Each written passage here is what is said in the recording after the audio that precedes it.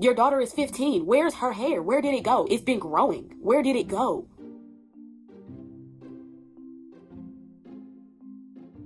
A lot of black people will sit there and say that white women or other races of women will get with a black man and have a half black baby or adopt a black child and don't know how to take care of their hair. Nigga, you don't know how to take care of it either.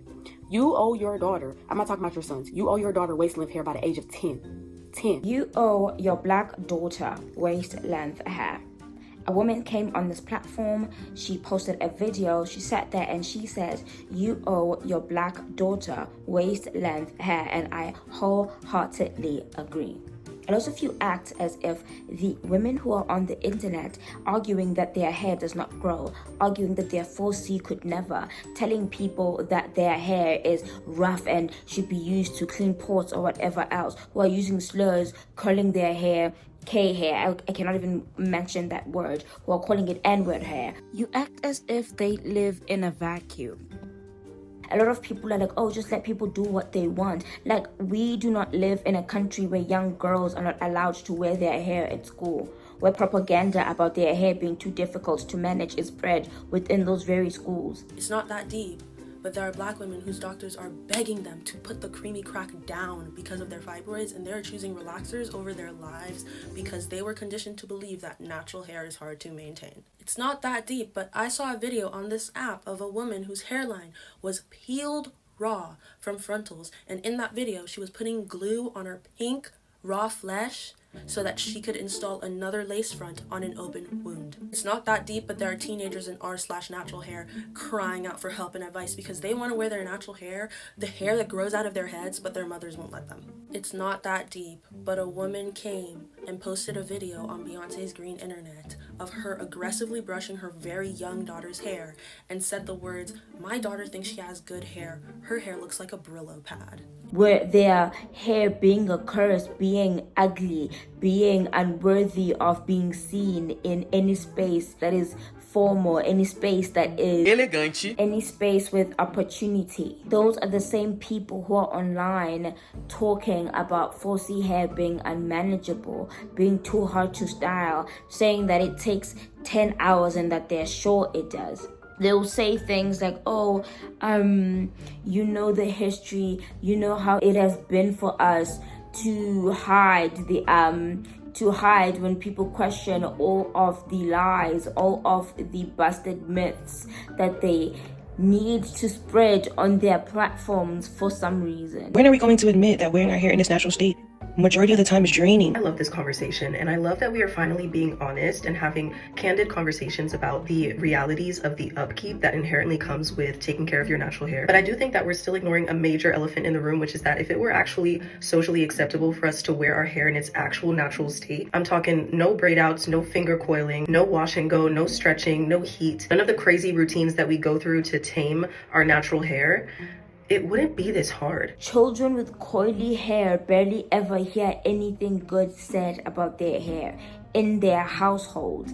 It is urgent. The women who are bearing these children have a responsibility. I do not care what society is teaching them. We are also taught to be homophobic, but we all agree it is our responsibility to seek out the education to do better. They're not going to allow anybody to get away with being homophobic. Yes, sure, we should forgive people and give them a chance, but you are going to want to know that that person no longer thinks that way. That is when you're going to deem them safe to be around people of that identity. But for some reason, when it comes to texturism, it is not treated like the very, very, very, very serious issue that it is. It is a systematic issue. We act like it's just opinions. We act like our mothers perming our hair at 3 is normal. Like it's a joke on the internet. The fact that our mothers bought products, chemicals that were literally leaving scars on our scalps is a joke.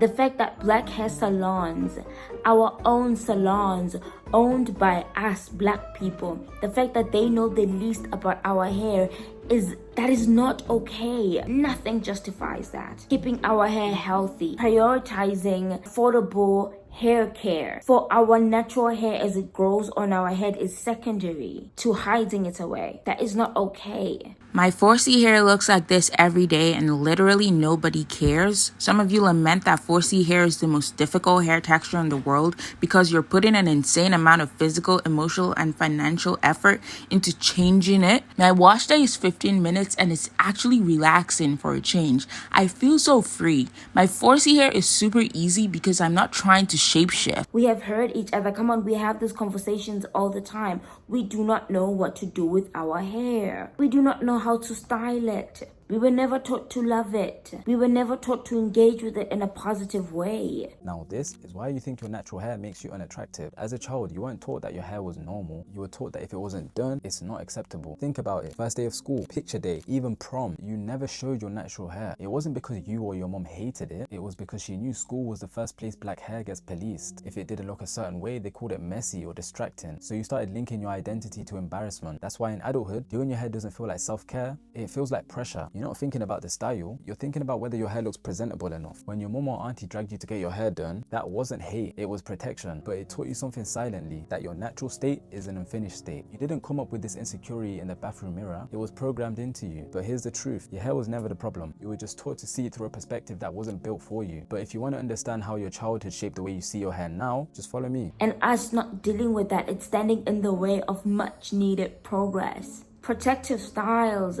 things we refer to as protective styles are literally damaging our hair. We are losing our hairlines. We were always taught that you need to have protective styles to make your hair grow nice and long. The sad truth is a lot of these protective styles are damaging our hair. Braids, tape-ins, sew-ins, weaves, wigs, they're actually causing breakage to our hair and we don't even realize it. This is especially true when it comes to things like traction alopecia. For example, braids that are super tight on your edges might actually be causing damage to your hair. When you see these little white bumps at your hairline, this is a sign that you are damaging your hair. The heaviness that a lot of braids can have on our hair can even cause more breakage and more shedding. Sadly, wigs are not even safe. The glue and adhesives can cause trauma to our hairline as well, causing even more traction alopecia. We are damaging our hair because instead of being honest that we do not know how to take care of it, we have made the culture of us constantly manipulating it to look like any and everything else. That to us is what our hair is. That is just how we live with it. My mom gave me the gift of not only loving, but just being used to my natural hair and used to my face without makeup. I think if you've been wearing makeup and wearing weaves every day or on a consistent basis since you were 16, your natural self is gonna feel foreign and it's gonna feel weird. So if you're wondering how you can get used to going without makeup or minimal makeup or wearing your natural hair, it's honestly just to wear it. That's really all you can do. And you'll likely realize that you actually don't hate it. It was just unfamiliar. I do not think that is healthy. And we need to be able to have this conversation without wanting to cancel whoever says something that we do not agree with. Again, it is urgent. There are young girls out there with parents who cannot do their hair. Hey y'all, relax fine 1-year-old here with me. So they didn't even have no kitty perm, so I had to get this Olive Miracle, and I got it in like regular, not super strength. Look at her, she need it. So I unboxed the relaxer, and it come with the relaxer and the container already, and then you gotta mix like 2 other things. So I poured the solution in the mix, and y'all, it was a little hard to mix up, so just bear with me, okay? It came with some freebies in the box, I think some shampoo and some conditioner and stuff. And this is how it looked when it was all the way smooth. So it was ready to put in her hair. It's go time now. So boom, check out her hair, like, y'all see it? And the relaxer comes with gloves in the box so that I don't mess up my hands. And now you see me starting to put the relaxer on her hair. She did not want that on her head, but I'm the... This girl said, do you see her hair? She needs it. Following up with, I need gloves to protect my hands. Baby, there was no petroleum jelly. Like, you don't care about her edges, scalp. You understand this when you run into videos of non-black parents who have biracial children. You talk about how deserving those kids are of loving mothers who know how to do their hair. You talk about how those mothers have to show that they love those children by learning how to do their hair. But when it comes to a black child, then the rules change. Then we have to think of the mother's feelings, what the mother went through. Yes, it sucks, but we need to heal because they still deserve good parents. We cannot say, yes, it is okay to verbally abuse children by talking about their hair in heinous ways because you went through this and that. That is not okay. Black children should not be learning that they are lesser than from their parents. They have to heal. Relaxing a child's head should be classified as child abuse. I don't even understand how these companies are still creating relaxers for little kids. To me, that's the equivalent of a skin bleaching company saying skin whites for little kids. Hear me out.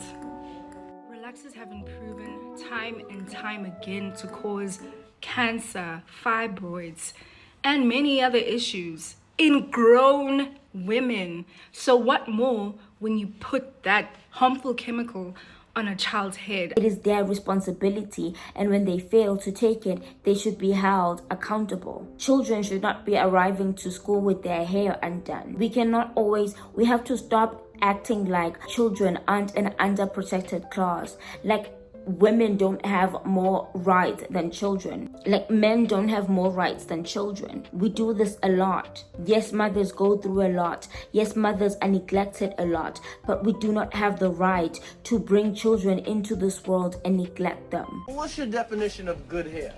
Something that looks relaxed and nice. I have the white girl flow, and my hair does this. You have the what? The white girl flow. The white girl flow? Yes. Yeah, I could do this.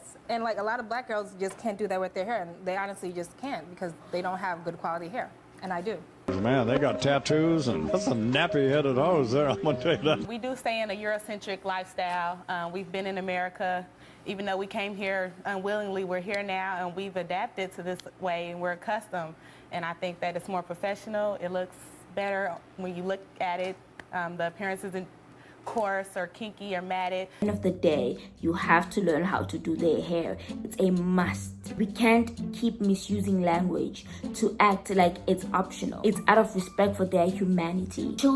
There are children who are learning how to do their own hair, watching videos online, who are hearing good things, positive things about their hair for the first time from creators, saying, oh, but let's look at the bigger picture. The system has always been here, but when we address any other issue, when we address fatphobia, the system can be here, but we can hold the fatphobic party accountable. Oh, you were taught to be fatphobic, so it is what it is. No, we hold them accountable. But with texturism, we empathize with the attacker. If people do not want to heal, if people do not want to unpack, if people do not want to come into these spaces where these conversations are being had and do their best to learn to do better, to understand that they live around other black people who should not be verbally attacked every time they're around them, constantly talking about black features like they're so lesser than. Enough is enough. Black mothers and fathers have a responsibility towards their children. They have to teach their children to love their features. If you do not love your features, do not make a child who has them. It is abuse for you to bring into this world a child who has features that you do not like on yourself. Children with Africanoid features have little to no social status within their own communities. Why? Because they fit the bill. It astounds me that in the black community, the more black you are, the less social status you have within the black community. That is how much we hate black features, and I am sick and tired of it. People who are addressing fatphobia can talk about the damaging things people do to lose weight, about how awful it is for people to market our weight loss products to children. But if I sit here and talk about how a lot of people talking about weaves like they are life-changing, people exaggerating how dangerous it is wearing them at work, that it should be addressed as a serious matter. You just want to tell people what to do. People can talk about our hair like we're these subhuman creatures, like we're just the only group of people who are born with super difficult hair that just does not work like anyone else's, like the insecurities that comes with, and people hardly want to have a frank conversation about it. The default should not be extensions. No, my natural hair. Those of us who have to wear this hair every day, we cannot keep having to run into videos that talk about our hair like it's so garbage. We do not deserve that. People need to get diaries. People need to keep these things to themselves because they do not want help. They do not take the advice, and they keep spreading the propaganda. I stopped making hair content for a couple months because I realized black women don't want help. Yeah, so I've learned this pretty early on when I first started posting content. That's why I really didn't take this serious, because a lot of y'all don't want help with 4C hair. A lot of y'all don't want to learn it or learn how to take care of it. or type 4 hair in general. A lot of y'all despise 4C hair. Y'all wish it was something else. Y'all hate it. And then on top of that, y'all come up with stupid ass excuses as to why you dislike your hair instead of just realizing you have internalized racism and texturism towards 4C hair. Like, just be real with yourself. First, y'all say 4C hair doesn't grow, but it does.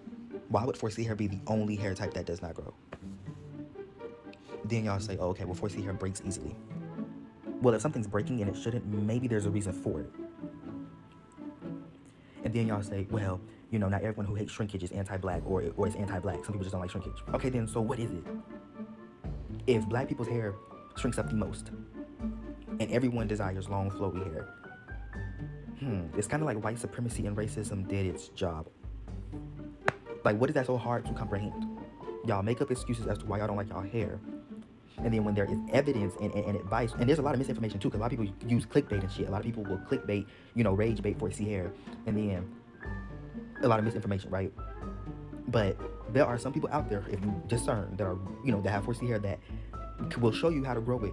Again, but y'all just don't like it. They keep telling the lies. I had this conversation with my mama recently. I told her, yes, in that area, you failed. You failed. You was doing too much with them relaxers, and you failed. And now I got to pick up the slack. You owe her the waist length hair that you never had, probably, by the age of 10. You have 10 years to get it right. It's not that deep, but they had laws put in place that made it illegal for us to wear our hair. And we were forced to cover our hair before going outside so we wouldn't get arrested. And those laws have since been abolished and lifted, but the immense damage is lasting.